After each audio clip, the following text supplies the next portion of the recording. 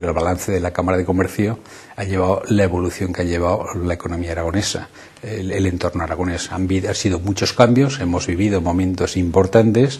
Estos días que estamos rememorando el 2008 con nuestra Expo, pues fue un momento muy álgido. Pues yo creo que el 2017 es el año en el que se ha consolidado la salida a crisis.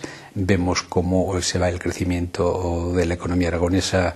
Está por encima de la media española. Vemos cómo la internacionalización, ese vector estratégico al que todas las empresas se han abrazado para seguir de la crisis y para posicionarse en el mundo global, pues está funcionando muy bien. En España Aragón es el 3% del PIB de la población.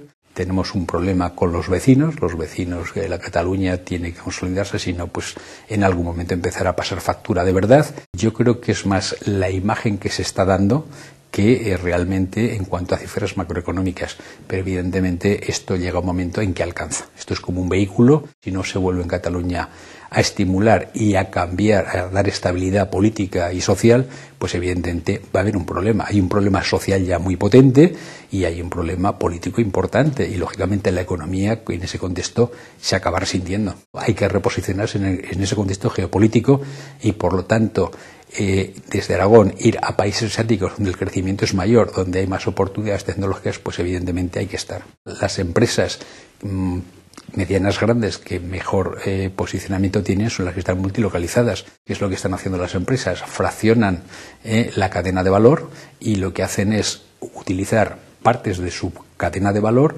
de los países donde son más competitivos. Lo importante es que la tecnología, que el valor añadido final esté en nuestra tierra. Todo ese desarrollo y todas esas alianzas de logística son muy importantes. El ferrocarril Cantábrico Mediterráneo, ese ferrocarril con unas velocidades europeas es muy importante no solo para Aragón, sino la vertebración de todo el Valle del Ebro. Y hay que seguir presionando para que esas infraestructuras nos ayuden a un mejor reposicionamiento, porque las infraestructuras a corto plazo pueden parecer no rentables, pero alrededor de las infraestructuras se produce desarrollo. Aragón es el gran desconocido de los aragoneses.